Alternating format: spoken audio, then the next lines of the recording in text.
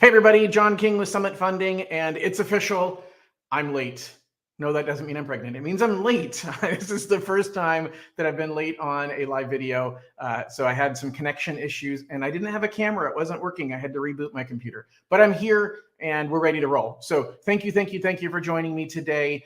This is my Financial Friday. Every single week I join you for up to an hour talking about financial issues and really helping to educate you on things that have to do with home ownership, things that have to do with wealth building, things that just have to do with your overall finances. So let's go ahead and give you a brief tutorial, a 30-second introduction to what it is we're going to be covering.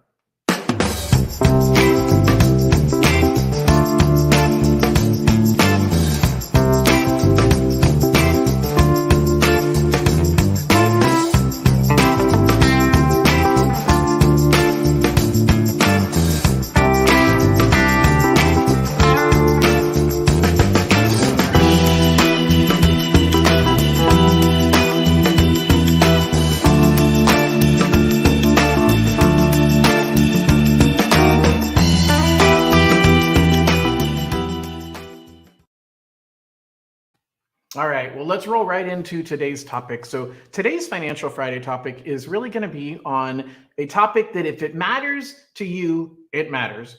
And if it doesn't matter to you, then click out and join this one when it matters. So who I'm going to be talking to is two very, very specific people. I'm going to be talking to renters who are thinking about buying from their landlord. And I'm talking to renters who are thinking of selling to their tenants. And I think it's critical to understand this because I get a lot of questions from people regularly that say, hey, John, I'm thinking about buying from my landlord. I don't know where to start. I don't know what to do. I also get questions from my clients who are landlords who said, hey, John, my tenant said he wants to buy my house, or I'm thinking of selling my house and I want to offer my tenant the option to purchase the home. And this is really who I'm talking to is under these circumstances, how does the process work? Where do I start? Does it work the same way as a normal real estate transaction, or do things go different? This is everything I want to cover today, including the pros and cons of should you really buy the home from your landlord? Should you really sell the home to your tenant? And so we're going to go into a lot of the do's and don'ts of buying from your landlord. Again, a lot of what I say, I'm going to say do's and don'ts of buying from your landlord, but the truth is I'm also talking about it from the landlord's perspective of do's and don'ts in buying from or selling to your tenant. And what I want to really give you is the premise of why in the world is somebody going to do this in the first place. So first of all, if you are renting your home and you love the home, like, hey, I'm renting this home, I love it, I can see myself living in something like this long term, it doesn't hurt to just ask your landlord, hey, what do you think about me buying this home? Is this a good idea? Is this, are you willing to sell the home? That's really a thing that people don't know is how do I start the conversation with my landlord? And it's critical to simply ask the question. It's no different than anything else in life. You don't get what you don't ask for. So pick up the phone and call your landlord. Hey, I'm actually looking to buy, and I'm curious whether you'd be interested in selling. I think we can create a win-win situation. It's that simple. Now, other times, the landlord's going to have already listed the home for sale, and you don't find out until the sign goes in front of the home, or the landlord gives you notice saying, hey, I'm selling my home in 30 days, and you need to get out. Well, that's an opportunity for you to say, pause, time out. Hey, Mr. Landlord, how about me as a potential buyer? Would you consider me as a person to buy your home? And it's that simple. Don't just say, oh my gosh, it's too late. I've missed out. I have to move again. But it's really about asking the question. And if you're a landlord and you're thinking, man, maybe I want to sell my house, one option is to say, hey, I like my tenant. They've done a good job of taking care of the home. I want to create a win-win situation for both of us. Let's see if they're in a position where they would be interested in buying the home from me. But let me tell you a couple of things. First of all, from a do and don't perspective, as a landlord, be careful about holding the home off the market, hoping that your tenant is going to qualify. There's a lot of people who are renters because they can't buy. So if you're a landlord and you're saying, hey, I'm thinking about selling my home to my tenants, or my tenant has approached me about selling my home to them, and I really like the idea of selling the house, hold Give them a little bit of time to get ready, refer them over to me so that I can help get them ready. But sometimes they're just not ready. And you have to decide, okay, am I willing to continue renting out this property in the meantime while I wait for them to get ready or not? And if you don't want to, then don't feel bad about saying, hey, I'm sorry, we can't make this work now, but I need to sell the property. And since you're not ready, I can't sell to you. Here's the other thing to worry about as a landlord. The truth is the tenant has no obligation to tell you the truth about when they're going to be ready. And so if you're working with, or they're working with a lender that you don't know and trust, that lender is going to tell you anything. That lender, first of all, won't tell you anything because that lender has no right to talk to you. What I typically do is I get permission from the buyer saying, hey, can I speak freely with your landlord about what we're dealing with? Because it's going to serve us both best if I'm transparent. And so that's what's critical about who you're working with, whether you're the landlord or whether you're the tenant that wants to buy. Make sure you're working with a lender that understands how to navigate these waters and understands that it's important to have clear communication and open communication with both sides. By the way, if you don't know who to call, I'm the one. So I'll be here to help you out and guiding you through this process, but it's really critical from the landlord's perspective that you have open communication because the tenant's going to tell you, hey, give me 30 days and I'll be ready. Well, okay, you hold the house off the market. Oh, wait, no, give me 2 more weeks and I'll be ready. Oh, man, I need another week or 2 and I'll be ready. And it's death by 1,000 cuts. It's incremental additional time that it's added to the market that right now we're in a changing market. Summer of 2022, cannot believe it's July 1st. We're already seeing the second half of the year come to fruition. But the fact is the market has shifted a lot in the last 6 months. The market has shifted a lot in the last 3 months. So if you're thinking of selling, it's a great opportunity to sell to your tenant. But the longer you wait for them to be prepared, the more the market can shift under your feet. So be super cautious about waiting and getting misinformation from the tenant on when they're going to be ready. So let's talk about why it's a good idea to buy the house that you're renting. And I've got some things that we'll bring up on the slide here in a moment that reference some specific things, but I want to talk big picture first. Think about your current situation. Think about the fact that, hey, I like the house that I'm living in. And you like the school district, you like everything about it. And you need to say to yourself, you know what? Maybe it's time for me to become a homeowner. I'll tell you that right now is one of the best opportunities in recent history to become a homeowner, especially if you're a first-time home buyer with limited down payment funds, because sellers have fewer choices. They're not as in demand as they were 12 months ago.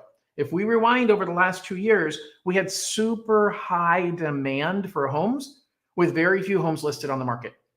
And so a landlord could say, hey, I'm kicking you out because I got 14 cash buyers that are willing to buy this house, and you're not a cash buyer. The likelihood is if you're renting, you're likely not having a few $100,000 in the bank to write a check to buy this house in cash. So it was a lot harder to get your landlord to agree to sell to you. And as a matter of fact, I have personally witnessed some people having it backfire because they went to the landlord who wasn't planning on selling and said, hey, Mr. Landlord, I'd like to see if I can buy your house. And the landlord says, you know what? That sounds like a great idea. And then the dollar signs start rolling in the landlord's head. A realtor starts saying, man, you can make so much money if you just do this and that and the other thing. And you just lost out on the rental unit that you were renting. So not only don't you get to buy it, but you also lose the ability to keep that home as a rental. So that is one of the risks. And I'll talk in a couple minutes about why it's a bad idea. But that's one of the risks is you're basically planting the seed in your landlord's mind that says, hey, yeah, I do want to sell, but I don't want to sell to you. And so bye-bye, I'll go find another tenant. That's something to be fully aware of. But specifically, let's go ahead and pull up my slides and I'll show you some of the things that I think are important to think about when you're considering buying your home that you're currently living in. First and foremost, no moving expenses. Think about that. If you're moving out of your house to buy something else, you've got to pack up all your stuff. You've got to move into that house. You've got to prepare that house so the new house that you're moving into is ready for you. You're already here. You don't have to decide who gets what room. You don't have to rearrange the furniture 14 times when your spouse says, hey, move the piano from this corner to that corner. The piano is already where it belongs. So there's no effort to move. That's critical both in finances and time spent just moving the house. The other thing is, you know the seller already. As far as negotiation is concerned, you know what's important to that seller versus when you're going into a home that you don't know the seller. your negotiation strategies are kind of going in blind. You don't know what's important to that seller. You don't know what their life stage is. You don't know why they're selling. And so the fact is, if you're buying the home that is owned by your landlord, the one that you're living in, you know the seller. You also know the community, the schools, the neighborhood. I got to tell you, buyer's remorse is a real thing. Buyer's remorse is somebody buying a house, moving in, and then realizing this wasn't what I expected it to be. So when I think about buyer's remorse is really the person not having understood what they were getting. And they find out 6 months after they moved in there, wow, I have a horrible neighbor. Wow, this school is nowhere near as good as what I thought it was going to be. And so when you're buying a home, you really don't know all of those things. But if you're buying the home you currently live in, you know all of them because you've been able to test drive it and you know that this is the right home in the right neighborhood for you. So critical for that. You also know the condition of the house. Let's be real here. When you are buying a home, you don't know anything beyond what you've seen and what your home inspector has seen. And the home inspector cannot catch everything. So when you buy the home that you are already occupying, you know all the good and the bad. You know that, hey, to get the dishwasher to work, you kind of got to push the button 3 times and then kick it. Well, you know that going into it versus buying a home and then finding out, oh man, I don't have any knowledge of this and I didn't realize that this was a problem with the electrical in this room. You know more than any home inspector is going to know when you buy a home that your landlord that you're currently living in. You also can often save money on closing costs. Now, I'll talk about that a little bit more later, but in negotiation, it can cost the seller less because they're not hiring 2 realtors. Maybe they're not hiring any realtors, and you can negotiate and save some money. Plus, there's some benefits to the seller that you can use, and I'll talk about those in a couple of minutes, that will allow you to be in a position of stronger negotiation. So really, when you think about buying from your landlord, there's a lot of reasons why it's a good idea. But let's stop for a second and talk about why it's a bad idea to buy the house that you're renting. Nothing is ever as good or as bad as we think it is. And I think that's one of the biggest challenges of human nature is that we are focused on, hey, this is such a good idea, I'm not going to think about the bad. Or this is such a bad idea, everybody says it's a bad idea that I'm not going to think about the good. I want to always make sure that I'm presenting to you both sides of the coin. So here's what I'm thinking. I'll pull up some of my bullet points now that talk about what are some of the reasons why it's a bad idea. First of all, you have a bias towards what you know. Well, obviously, John, I'm biased to what I know, but think about it. When you're making a decision and you are saying, hey, I'm deciding between this or that. Well, what you know is likely, if they're equal or similar, you're going to choose what you know. Now, why is that a bad thing? It's a bad thing because sometimes you're just not going to look anywhere else. You have your blinders on and you say, hey, I am comfortable where I'm at. I don't want to look anywhere else. I'll give you a good example of that. Jobs are pretty common where you have a bias of what you know. And you say, you know what, I'm not happy at this job, but I know it. I'm comfortable with it. And so I'm going to stay here instead of go searching for another job and maybe find something better, but there might be the unknown that I don't know about. And so just be aware that if you're looking to buy from your landlord, make sure this is the right home and it's not the now home. Because there's a lot of benefits. I actually did a video, 3-4 weeks ago about the pros and cons of renting versus buying. And I literally shared a lot of checkpoints on, hey, this actually is better for renting. The truth is your portability, your ability to change if your family grows, you can just move out of that home and rent something else. There's a lot less hassle in moving from one location to another. And so think about your future, think about your family, think about your needs down the road. And you say, hey, this house is the right house, or is this the right now house? And I'm not saying that means don't buy, but it means maybe you shouldn't buy this one because it doesn't fit your future and you're going to need to sell it and buy something else in the next 2 years. Well, I don't know what's going to happen in the next couple of years, but we're certainly in a volatile time frame. The thing I can tell you historically that's proven to be true is that there's never been a 10-year period where housing prices have dropped from the beginning of that 10-year period to the end of that 10-year period. Let me say that in a different way. I don't care if you go back to 2007. If you were to purchase a home at the top of the market in 2007, and Obviously, we saw the biggest crash in real estate that we've seen in recent history in the next couple of years. Housing prices recovered and are actually above the 2007 numbers nationally by 2017. So as long as you're planning on sticking out in the home for the long term, home ownership to me is always the right thing to do. You think about people who, you talk about our generations that came before us, and they say, man, if I had only pick a thing, I don't care what it is. If I had only bought a house back in the 1970s, I'd be a quadrillionaire by now. That's a pretty common statement. If I had only done this. The truth is, in home ownership, you can look at any era greater than 10 years ago and say, if I had only bought then, I'd be better off today. I don't see people regretting home ownership. They might regret the house they purchased. And as a matter of fact, a lot of people are regretting how quickly they had to make a purchase decision over the last 2 years, which makes now the perfect time to think about buying a home. Because right now, you're not feeling that same rush of having to make a decision immediately, because there are fewer buyers willing to be courageous in this market. Those buyers instead are thinking, man, I'm worried with high interest rates that it's a bad time to buy. Well, I've got some great videos talking about why I think it's a great time to buy. And I'll tell you very, very simply that high interest rates are temporary.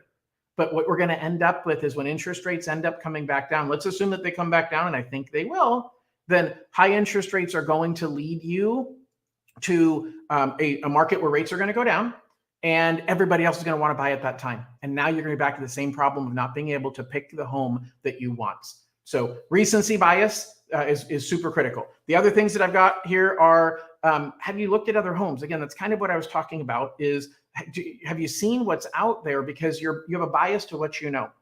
You have a potential to overpay. The truth is, and it's kind of funny, as I was doing some research on this topic, and I was Googling, pros and cons of selling to your tenant and pros and cons of buying from your landlord. And one of the things that they said from the landlord side is, you're going to find that your tenant probably doesn't have a good feel for market value. And you're going to find that your tenant is likely going to offer you a really, really low number or a super high number. And that's critical to understand as the tenant, is that you need to know roughly what the market is doing. Now, I'm going to talk in a couple minutes about whether you should hire a real estate agent or not. But the reality is, it's really important to know that you've got to look around at other houses. It's that simple. Look at what your next best alternative is. That's actually a negotiation tactic. Is anytime you're negotiating anything, always have in your mind, what is your alternative to a successful negotiation? If you're in a position where you're negotiating with your landlord and you're saying, look, I'm like, this house is the only house that works for me. There's nothing else for sale in the neighborhood at all. And if I don't successfully negotiate this, I'm going to have to move out, and there's nothing for me to buy and there's nothing for me to rent. Well, then you're kind of in a tough position with the negotiation. First of all, you need to make sure that you don't tell your landlord that that's the negotiation position that you're in. But secondly, you're going to have to concede more and give in. Versus if you know, hey, no big deal. Yeah, it's nice that I can stay in this home, and it's nice that I don't have to pay money to move, and that I know the issues with this house, but I can buy a house next door for $500,000. So I might be willing to pay a little extra because of the fact that I don't have to pay to move, the fact that I don't have to worry about what condition that house is in, but not much extra. So always know what your next alternative is so that you're not overpaying. You know that, hey, I can move out and I can buy something else, and I'm going to pay this much money. So therefore, I'm not going to pay over that for the house that I'm buying. All right. And then your mortgage payment, here's the reality. I'd like to tell you that your mortgage payment is always going to be lower than rent. In today's market, that's just not true. So when we think about our mortgage payment, what you really have to consider is, if you are planning on becoming a homeowner down the road, then you're probably setting aside money right now for your down payment. So you need to consider, how do I reallocate that money? Instead of paying $2,000 a month for rent and $1,000 a month as my future savings towards down payment, just pay $3,000 towards your house payment. You're essentially paying your down payment as you're owning the home, and you're getting the tax write-off, and you're building equity at the same time. So don't freak out about the mortgage payment, because you're actually putting money into your own pockets by paying down your principal. That's a forced savings plan. So for some of my clients, I'm talking about how much money are you putting into your 401k? And if you're putting a lot of money into your 401k and that's stopping you from being able to afford the mortgage payment that you can afford, guess what? Your home can provide greater return on investment than your 401k likely ever will. Give you a real simple example here. If your 401k is, you're putting in $1,000 a month into your 401k. So you put $12,000 by the end of the year, and that 401k doubles. You've got 100% return on investment. It's not likely going to happen. But if it did, you made $12,000 that year. But instead, if you took that extra $1,000 a month you're putting into your 401k and you used it to add to your rent and buy a house that has a $3,000 a month house payment, that house might be, let's call it a $500,000 home. Your $500,000 home, if it goes up by 5%, okay, and mind you, I'm comparing to the 401k that went up by 100%.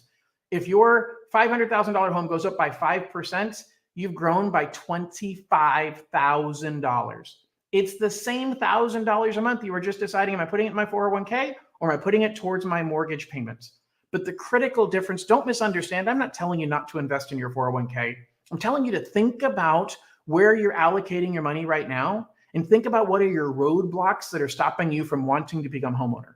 And if your roadblock is, hey, I cannot afford that mortgage payment, if you're putting a bunch of money in your 401k, then for now, let's decrease how much money we're putting into our 401k. Let's put that money towards home ownership. We're going to get a great tax write-off. People say, John, don't stop the 401k because I get that money tax-free. It's not tax-free forever. It's tax-free for now. When you take the money out of your 401k later, you have to pay taxes on it. But instead, if you use that money for a short term, you allocate the money you're putting into the 401k into buying a home. Now you have a bigger tax write-off because you're able to write off the interest every single month. And more importantly is the IRS currently has a rule that says if you've lived in the home for the last 5 years as your primary residence, you can make up to $250,000 in profit as a single person or $500,000 in profit as a married couple, and you pay zero taxes on that. I don't know about you, but that's better than the 401k because the 401k, you're just postponing the taxes. Owning a home and having the exclusion of capital gains is eliminating the taxes. You get a tax write-off for your interest and your property taxes each year, and your gain, your profit when you sell it, is theoretically $250,000 to $500,000 of tax-free money. So if you're putting a bunch of money in your 401k and yet you're renting and you're afraid that you can't afford the payment, the first thing I'd be talking to you about is decreasing the money you're putting into your 401k.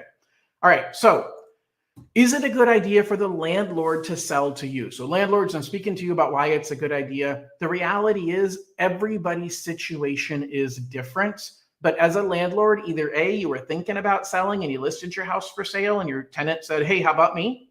Or you were thinking about selling and you listed your house for sale and said, hey, wait a second, maybe I should talk to my tenant. Or you weren't planning on it and the tenant came to you saying, can I buy your home? No matter how you got into this, the fact is there's pros and cons to selling the home to your tenant. So let's go ahead and dive into what those specific things are. So first of all, is we've got advantages and disadvantages. Anna, thank you. You read my mind. Anna's amazing. She does all of my producing for me, and she's made this bigger because she knew I couldn't. My old eyes can't read that well. All right. So advantages, you may not have to pay a realtor fee. All right. So let me be clear about what I mean by that. When you are selling your home to your tenants, you choose whether you want to use a realtor or not. Now, I strongly believe in the value of realtors. I also understand that, hey, if I have a buyer and seller that already know each other and have already agreed to work together and agreed to on a price, maybe you don't need to pay a real estate agent for their expertise of negotiation. You still have some legal things that need to be covered. You can take the risk and do that on your own. You can hire an attorney, or maybe you can approach a real estate agent and say, hey, can you just cover the paperwork for me at a reduced cost?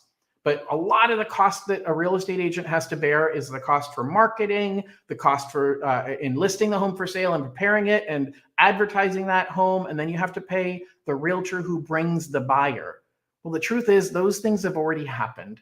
And so it is an opportunity to choose if you want to save some money, and that's really a personal choice. But that's one of the things that makes it a good idea is theoretically, if you sold to your tenant, you don't have to list the home for sale at all. So you don't need to worry about, hey, am I paying this realtor to list my home when I'm selling to my tenant?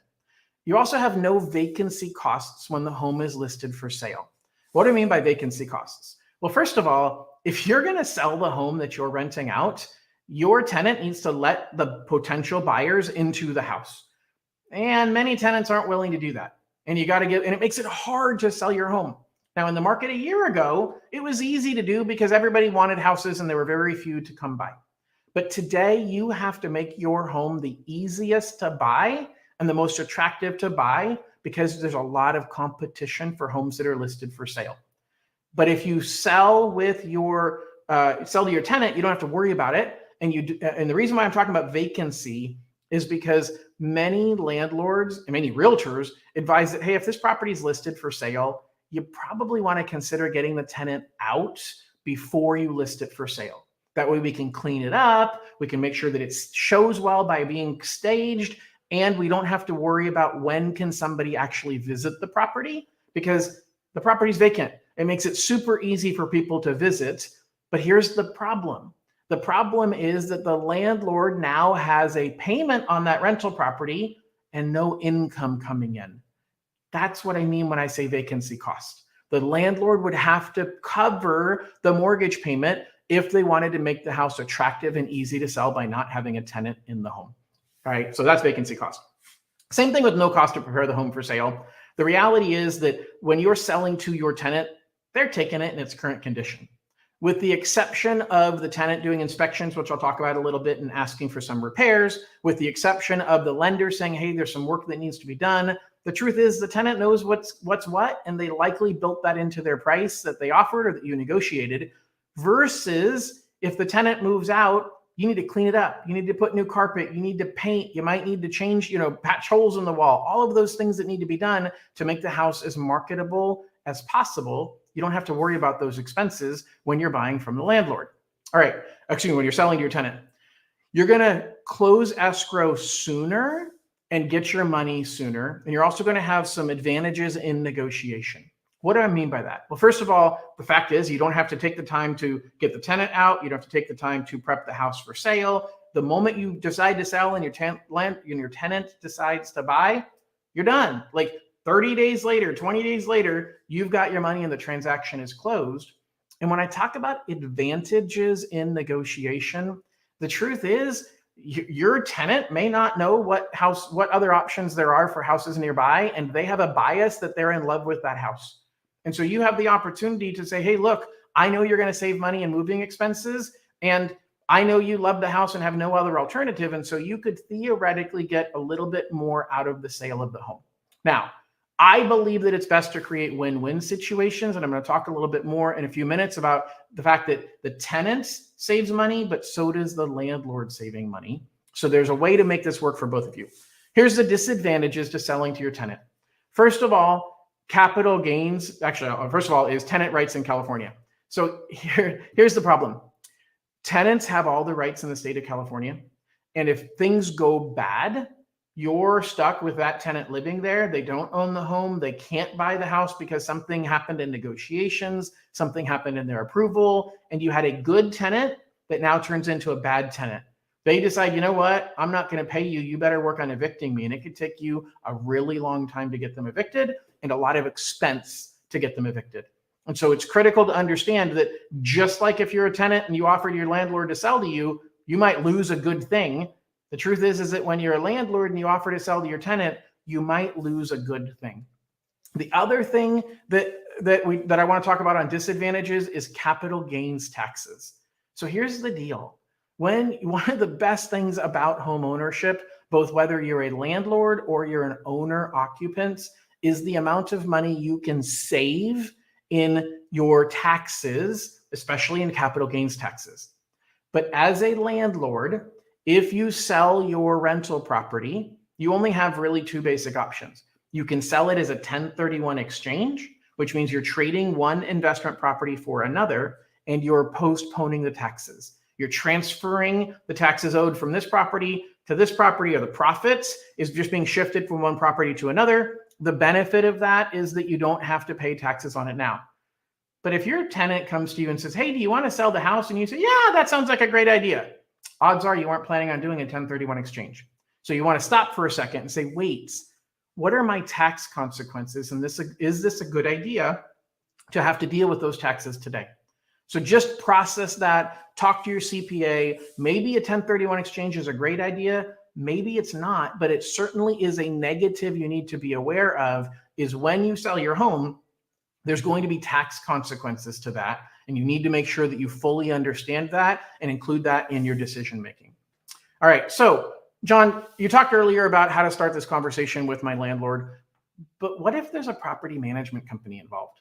Well, now you got to treat it a little bit different, because the property management company is the third party intermediary. And a lot of the times the property management company is also a real estate agent. And so when you bring it up to the property management company, there's a good chance that they're going to advise the seller that, hey, if you want to sell your house, let's list it on the open market and get all offers and all competition we can get in order to get you the best price. Again, that may create a situation where you had a good thing going for you with a great landlord and a great home with great rents, and you just opened the idea of selling that property to gave the landlord that idea, and the property manager is going to be looking out for the landlord's best interest and saying, hey, Mr. Landlord, you could probably get more money by selling it on the open market and exposing it to more people. Whether that's true or not, it depends on the market conditions. But the fact is, you have to talk through your property management company and just be aware they have an incentive to convince the seller to list the home for sale if the property management company has a real estate component. That doesn't make it a bad thing, but it might make it a bad thing for you, because you might just get yourself talked out of having a great rental property. So just be aware that the property management company definitely can come into play. I talked about this a little bit earlier. I want to go a little bit deeper on it right now. Do I need to use a realtor when I'm buying from my landlord or when I'm selling to my tenant?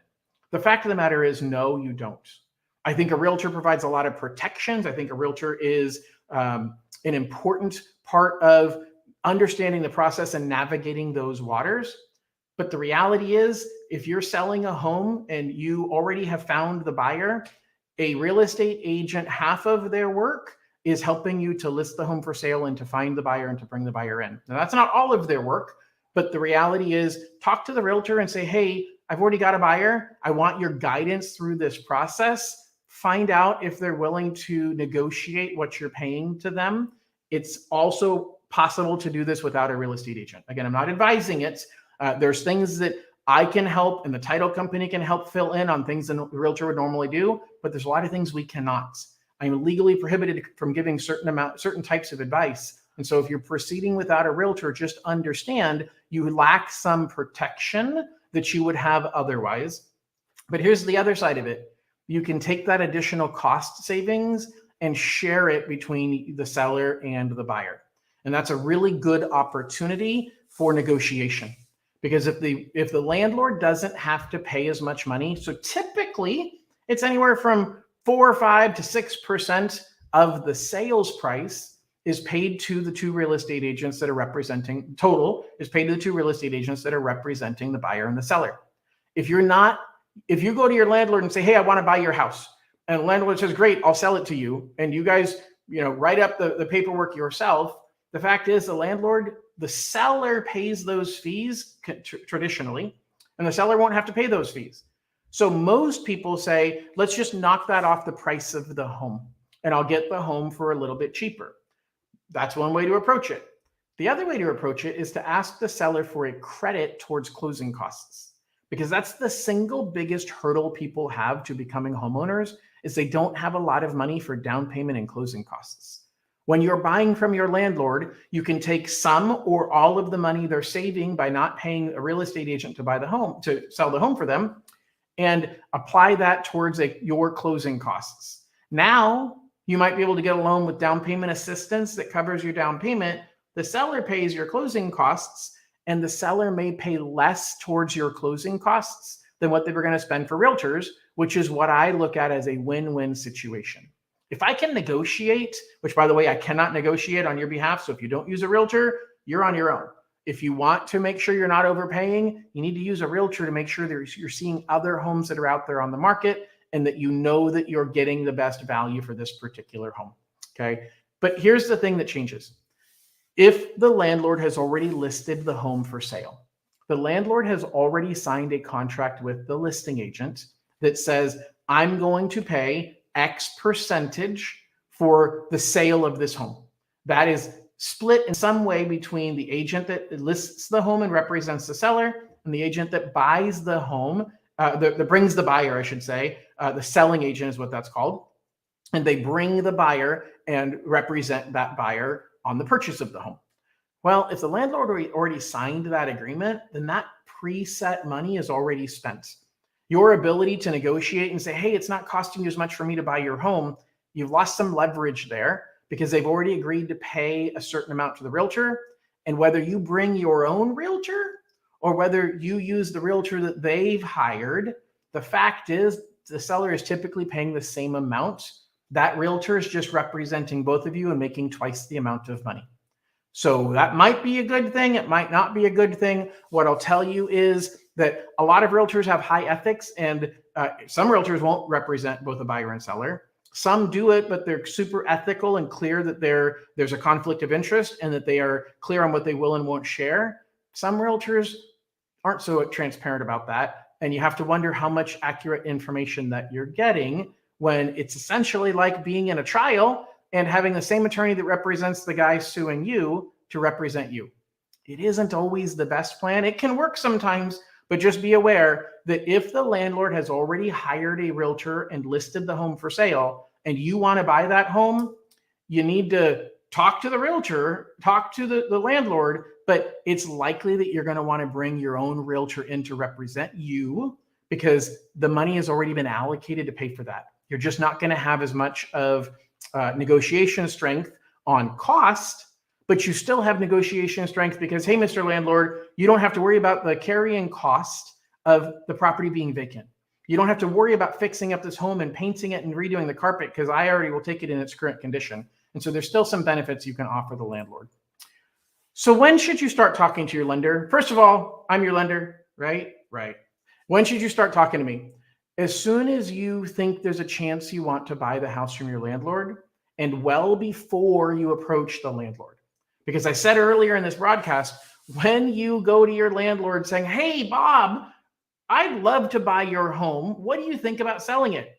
Now you get Bob's juices flowing and Bob says, oh man, you know what? Actually, that's a really good idea. I could reinvest that money over here. I could do this or that with it. You know what? That's a great idea. And you say, cool, I'm going to call my lender, John King, now and make sure I can do it. Oh no, I can't do it. My credit's not where I expected it to be. Or my recent change to becoming an Uber driver, I don't have enough history of working Uber in order to count that income. And John says I can't buy.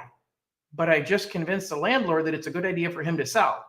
Do not contact your landlord until you've talked to me and we're confident that you will qualify. At the same time, if your landlord comes to you and says, hey, I'm listing the house for sale, next phone calls to me. Hey, John, my landlord's selling a house. I want to try and buy it. I need to know right away. We can make it happen right away. We'll pull your credit, take a look at your income and show you what your options are. But try to talk to me as soon as possible. Don't wait until you've talked to your landlord and convinced him to sell, because it can absolutely backfire. This is another question I get all the time when people are looking to buy a home from their landlord. Even the landlord saying, hey, how do we determine the price of the home? And the most common question I get is, hey, John, can you order the appraisal right now so we can determine the value of the home and then we'll put the contract at that price? That's not how it works in the lending world.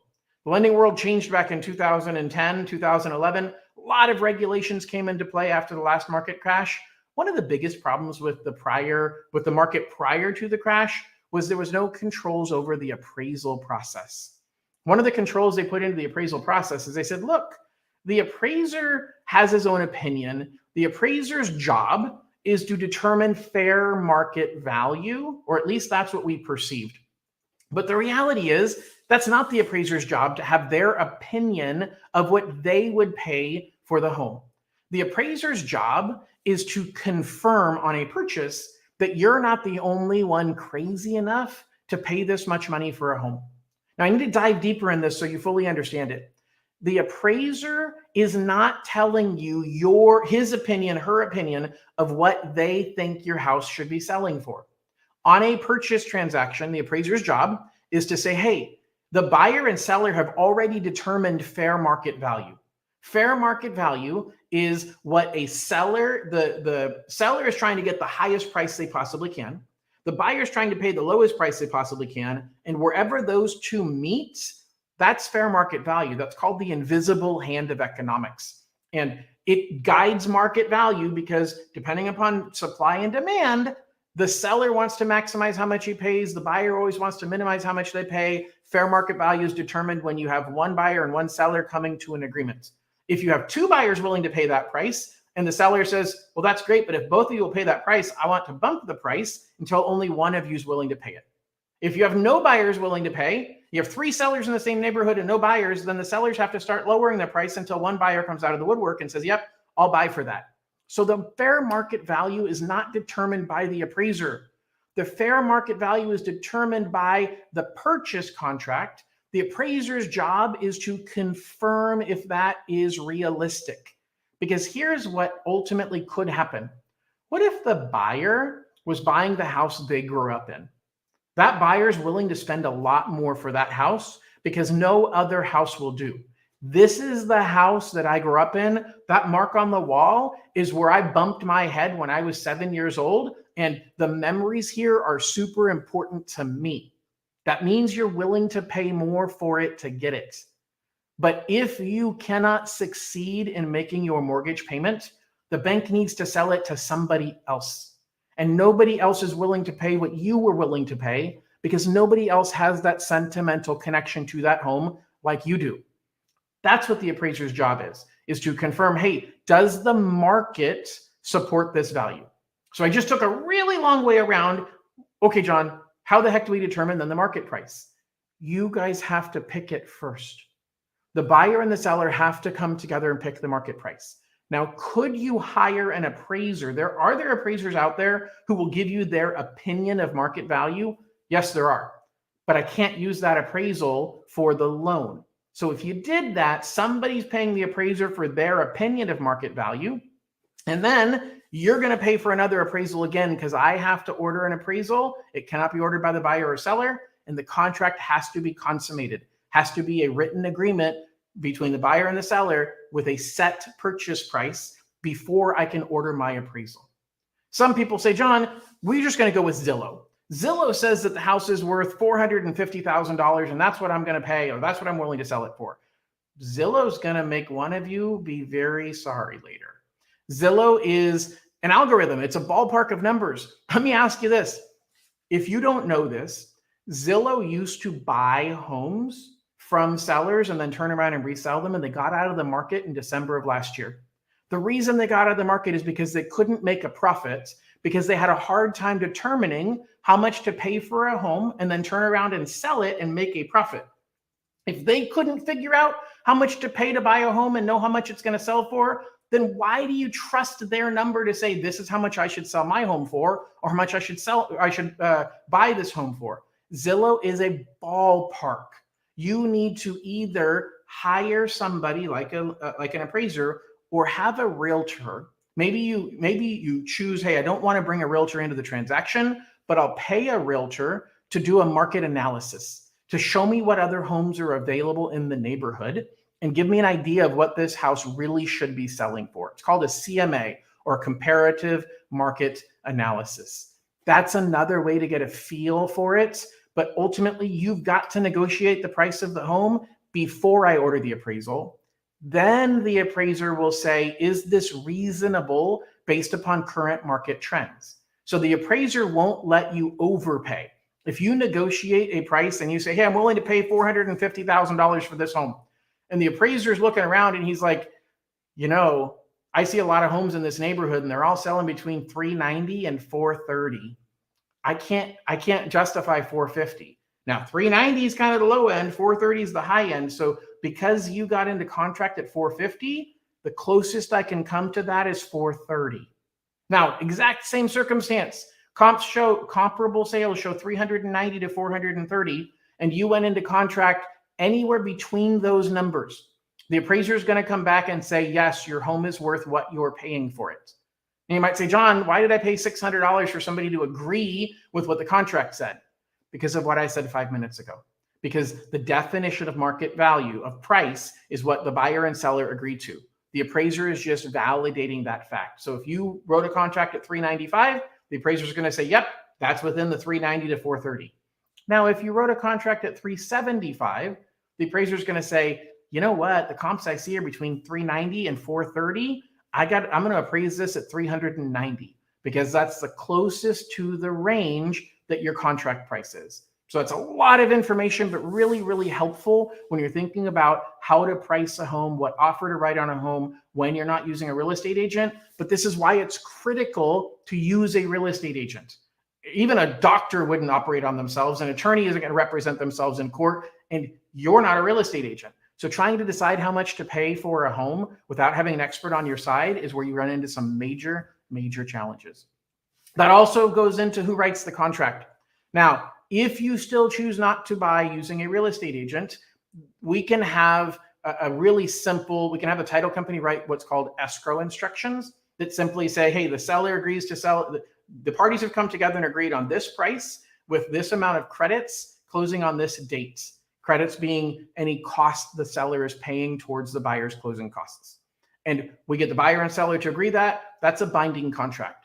The truth is you could write it on a napkin. It's still a binding contract if it's written in crayon on a napkin and both people sign it. Matter of fact, although this is a horrible idea, it is my understanding, because I'm not an attorney, I can't say this is a fact, but it's my understanding that a verbal agreement is technically law. You guys came to a verbal agreement, you've got a witness that says you agreed to it, then technically that could be upheld in the court of law. That's my understanding. But the fact is, you don't need some complicated contract if you're really doing it on your own. But understand those 10, 12-page contracts, all of the verbiage in there is designed to protect the buyer and the seller. So when you write it on a napkin with a crayon, or you just write a simple set of escrow instructions, you're missing all of those things like arbitration. What happens if things go wrong? Who gets the money if the deal gets canceled? What happens to the upfront money I paid? There's a lot of things you need to be worried about, including what I just said, the upfront money I pay. So something that whether you're buying from your landlord, whether you're selling to your tenant, whether you're buying from somebody you don't know in a house that you're not living in, I want to explain what is earnest money. Earnest money is the money that you're paying up front as a good faith deposit that, yes, I'm committed to buying your home. And if I change my mind with no valid reason, you get to keep this money. Now, that's critical to understand. There's lots of valid reasons. You're putting your earnest money up, and this is contract law, and I'm not licensed to talk about contract law. Your realtor can do that. But the fact is that if you just think about normal terms, the seller is saying, hey, I could sell to anybody, and I want to make sure if I'm taking my house off the market, if I'm agreeing to sell to you, I want to make sure you're committed and that you're not going to change your mind at the 11th hour. And that's what the earnest money or good faith deposit is saying, hey, I'm serious about buying your home. How much do you have to put in an earnest money deposit? That's negotiable. The seller and you, including your realtors, if you're negotiating with realtors, come to a decision that says, hey, I'm going to pay X amount of money towards the earnest money. And the contract says, when do you get that money back? When does the money go to the seller? What circumstances does that happen? Now, something I want to point out is if you're buying from your landlord, you paid some kind of upfront deposit. So it's pretty common that when you're buying from your landlord, you're not actually putting an extra earnest money deposit onto the purchase contract. The seller is already holding some of your money for a different reason. But you do need to negotiate in the contract to make it clear what happens to that upfront money. You paid first and last month's rent. You paid a security deposit. You want to make it clear what's going on with that. Again, this is where a realtor is critical, or hiring an attorney to help put together the contract is critical, because you don't want to leave money on the table, but you can also use that money as an incentive to the seller. Hey, I'll buy you for this price and you get to keep my upfront deposit money.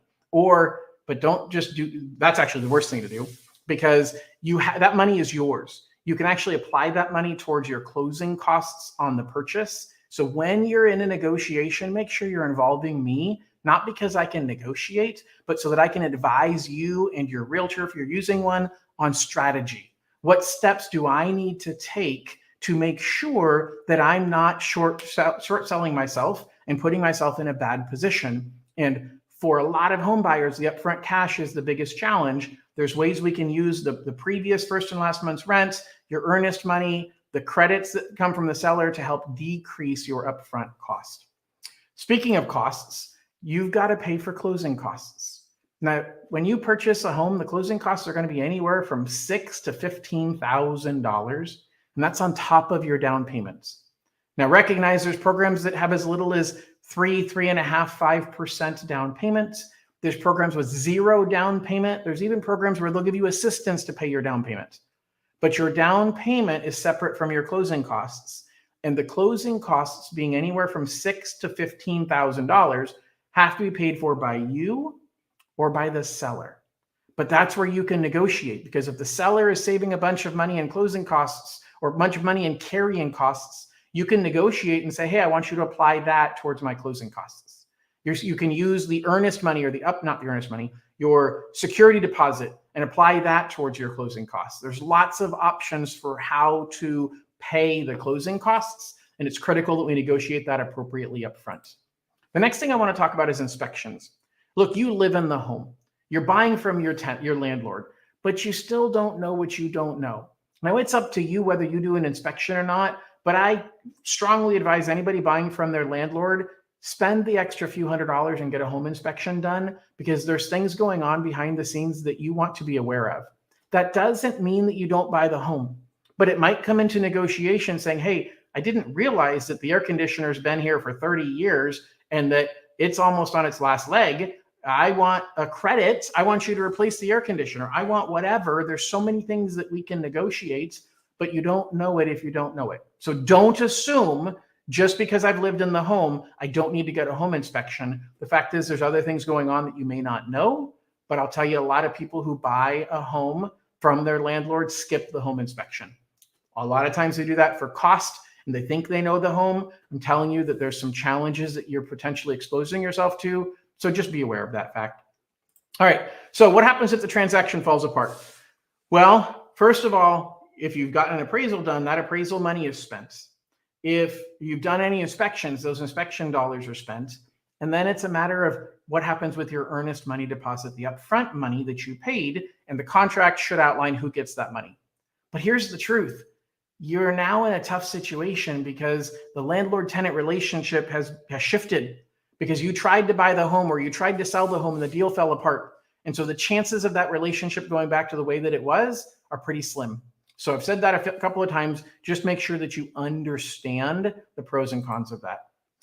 So what is seller financing, John? And is that a good idea? This is a completely left field conversation, but it's critical to understand how it works. Because when you're buying from your landlord, sometimes this works beautifully. Here's what seller financing is. Seller financing says, hey, maybe somebody owns their house free and clear, meaning it's paid off. And they're willing to sell you the home, but the truth is they don't want to have all the taxes that they'd have to pay on the capital gains. Well, seller financing is a win-win because you become the owner of the home. The seller is the bank and you owe them the money. They didn't have to loan you any money. They just transferred the ownership to your name, and the title company recorded a deed or a lien on the property, just like I would have recorded if I was your bank. When you do seller financing, the benefit to you is qualification is so much easier. So if you don't qualify right now, but you really want to buy the house, maybe you approach a seller and say, hey, have you thought about seller financing? The benefit to the seller is immense because the seller is postponing their tax consequences. What's happening is the IRS currently, not a tax advisor, can't give tax advice on TV or on the internet, but what I understand is that the IRS says, okay, every time you make a payment, a portion of that payment pays down your principal.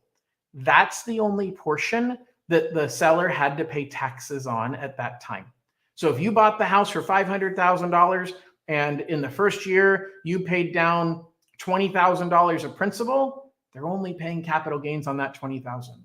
The next year you paid $22,000 down in principal, that next year they're only paying $22,000 in taxes, or taxes on that $22,000.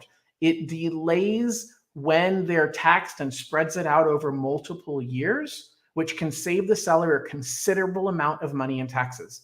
And here's the other thing that's a benefit for the seller, and it's kind of negative when I bring it up this way, but it's the truth. If your buyer ends up not being able to afford the monthly payment, or they lose a job or something happens and they're not making their payment, you get the house back. You've received 3 years of payments, but you have security in the house. And I'm not inviting that as a good idea, but it's a fact. The fact is you're the bank. And so if they don't make their monthly payment, you can foreclose and take ownership of that house again. So there's a lot of benefits to the seller. To the buyer, the benefits are, hey, I qualify right now. I don't care about what the seller doesn't care about my credit score. They don't care about those other things. The only thing the seller cares about is that I've been paying them $2,000 a month in rent, and now I'm going to pay them $2,000 a month in seller financing, and they're happy with that. So just be aware of that as an option. The last option I want to talk about is called a lease option to buy. So if you're not prepared, you're not willing to, or not able to qualify for a mortgage, but you absolutely really want this home, you can ask your tenant, your seller, your landlord, if they're willing to do a lease with an option to buy. How it works is simple, yet a little bit complicated. By the way, most people do this when they first write the offer to buy the home or to rent the home. You're negotiating it before you even move in. But you can rewrite your rental agreement to be a lease with an option to buy. There's a couple of critical components. First of all, you're typically paying above market rents. So if the market rent for your home is $2,000, you're paying your landlord agreed upon number of $2,500 a month, with $500 a month going towards your down payments when you execute the option to buy the home. So you're paying above market rents. The problem is if you end up never buying the home, the landlord gets to keep that extra $500. So that's the huge benefit to the landlord, is they're getting higher rents and they are able to keep that extra money if you end up not buying the home. The second thing is you typically are agreeing upon a purchase price today. So you're saying, hey, Mr. Landlord, I agree, I'll buy your house. I have 5 years to make this happen. And you agree to sell the house to me for $450,000 anytime in the next 5 years. Now you can stagger it and say, hey, for the next 3 years, it's $450. In the fourth year, it's $475. And in the fifth year, it's $500,000. That's up to negotiation between the buyer and seller. But the fact of the matter is, it gives you the option to have essentially an ownership interest in the home. You do not own the home, but you actually have the first right to buy it. The seller cannot sell to anybody else. And if they do, you have the option to buy it at the agreed upon price before they sell to anybody else. So there are some significant benefits to the buyer and to the seller by using a lease with an option to buy. Finally, can I use down payment assistance when buying from my landlord? The answer is 100% yes. So if you're in a position where you're trying to purchase your home from your landlord and you don't have the money to come up with the down payment, we have lots of down payment assistance programs. I've got lots of videos in my YouTube channel talking about down payment assistance programs and how those work.